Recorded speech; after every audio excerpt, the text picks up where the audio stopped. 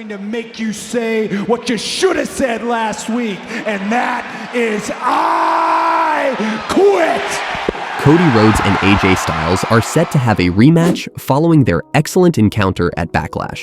I've even made a highlight video of that match. It's live on the channel, you should go check it out. The I quit stipulation perfectly suits the story being told, but the match type has historically been very hit and miss. Similar to last man standing and ladder matches, there are a lot of tropes and sequences that occur in every single match. In the context of an I quit match, the heel beats down the face, taunts them with a live mic until the face can muster up a comeback, rinse and repeat. In spite of petty little nitpicks, the stipulation has produced some absolute bangers. These are 5 that I'd recommend.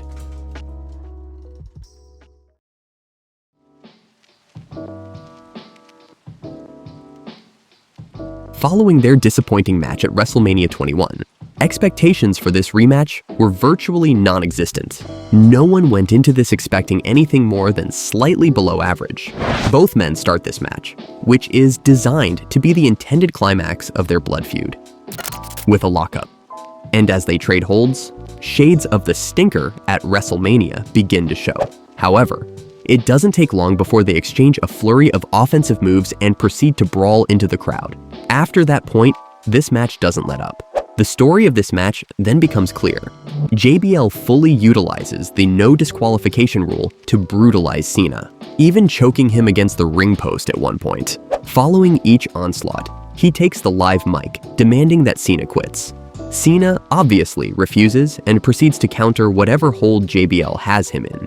This continues until they repeat the Eddie Guerrero chairshot spot. Cena's blade job here is gruesome, but it's nowhere near as bad as Eddie's from the year prior. Cena still doesn't quit, and in frustration, JBL unleashes a flurry of clotheslines from hell. Cena mounts a comeback, and JBL responds by trying to walk out of the arena. Unlike his world title run, there is no insta-win condition or loophole to exploit. JBL's victory condition lies in trying to get the man who never gives up to give up. A divine task, even for a self-professed wrestling god.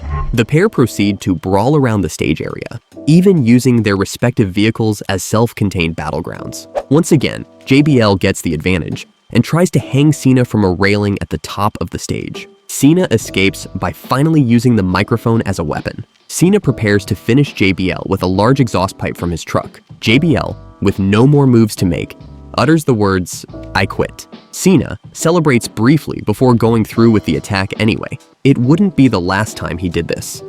This was fantastic, and still holds up nearly 20 years later. It really is a shame, however, that they wouldn't be able to top it in their 2008 and 2009 feud, but at least we still have this.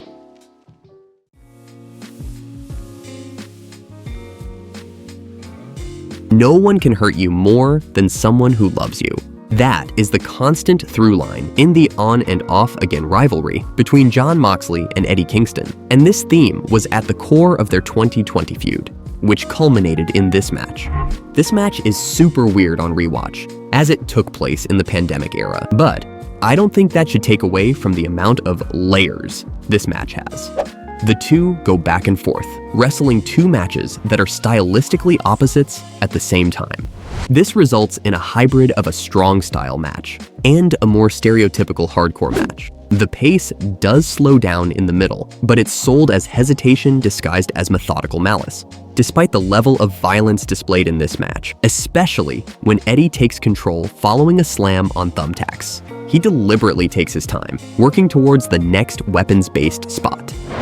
Eddie dominates the 3rd act of this match and brings in a strand of barbed wire into the ring. He hesitates and tosses the barbed wire aside.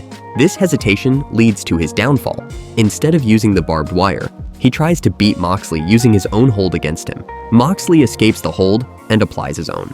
Moxley, however, uses the barbed wire strand. This forces Eddie Kingston to say, "I quit." In the post-match, Moxley celebrates solemnly, knowing that to win, he had to do what Eddie couldn't bring himself to do.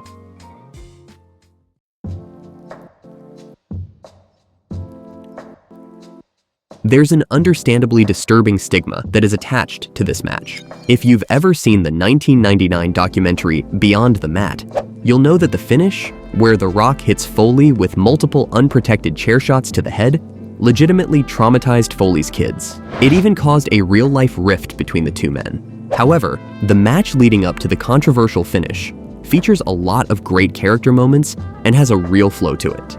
The Rock gets on the microphone to demand that Foley quits in the most Rock way imaginable, constantly calling him a piece of trash, which only evokes retaliation from Foley.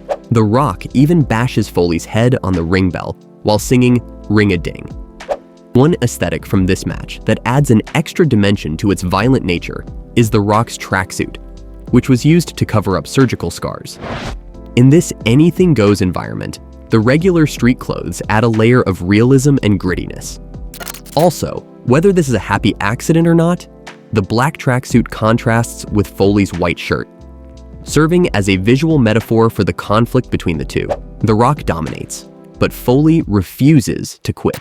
In the build-up, Foley was portrayed as indestructible. The exploding barbed wire matches in Japan, the wild brawls in both ECW and WCW, and even falling off Hell in a Cell weren't enough to get Foley to quit.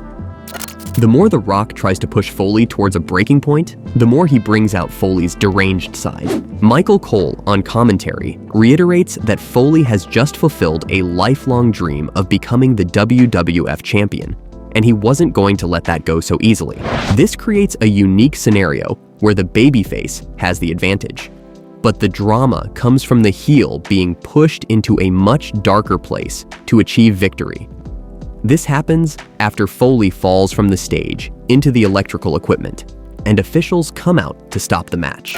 The Rock refuses, stating he wants to hear Foley scream, "I quit." The heel has been driven to a point of blind rage, leading to the controversial finish. Following those chair shots, The Rock presses the microphone to a now unconscious Mick Foley, and we hear Foley say, "I quit." You can sense the bewildered atmosphere in the arena. It's revealed on the next Raw that this was an excerpt of Foley saying "I quit" from a promo prior to the match. As far as a WWF written into a corner finish goes, this is fine, but this match highlights what everyone loves about the Attitude Era: larger-than-life characters in a crash TV setting. It is very much a product of its time. And speaking of which,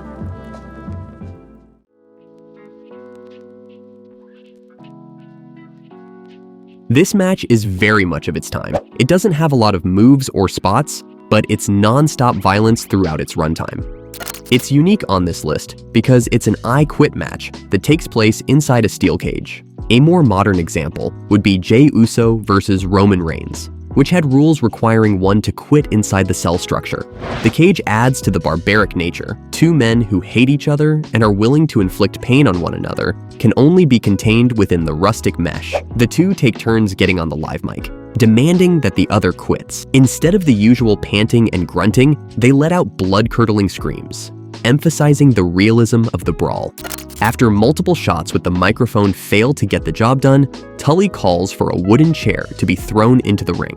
The leg of the chair is used to create a makeshift spike, which Tully attempts to use on Magnum. Magnum counters and tries to drive the spike into Tully's eye. Seeing no escape, Tully quits. His downfall is similar to Eddie Kingston's, in that he brings in the weapon that ultimately leads to his defeat. A lot of people cite this as the greatest cage match of all time. It's understandable that from a modern perspective, it wouldn't be everyone's preference.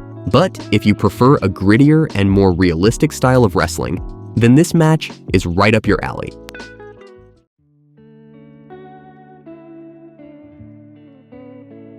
A match that was heavily inspired by Magnum versus Tully, a forgotten gem from the dying days of the original ECW. This match took place when things were so bad that Paul Heyman wasn't even around to oversee operations. This is a rematch from the previous pay-per-view, where Anderson got the victory over Dreamer. In that match, Dreamer took things slow and played it cautiously. In stark contrast, the opening of this match is so aggressive that even the ring announcer can't keep up with Dreamer's pace. Anderson tries to work Dreamer using wrestling holds, while Dreamer favors using weapons. He relentlessly targets Dreamer's legs before switching to his arms. Dreamer mounts various comebacks using whatever weapons he can find, but Anderson repeatedly takes control. Since Anderson's tactics don't make Dreamer surrender, he starts using weapons to inflict more punishment. Anderson continues to dominate, but Dreamer still doesn't quit. Dreamer's saving grace comes in the form of interference from one of the ring crew.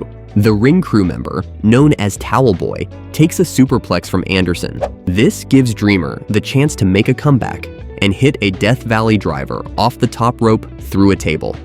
Urgently, Dreamer grabs a cable from the now broken table and wraps it over Anderson's eyes. This forces Anderson to quit within seconds of the hold being applied. If you're ever browsing the network, give this match a watch. Its 14-minute runtime feels like just 7 minutes.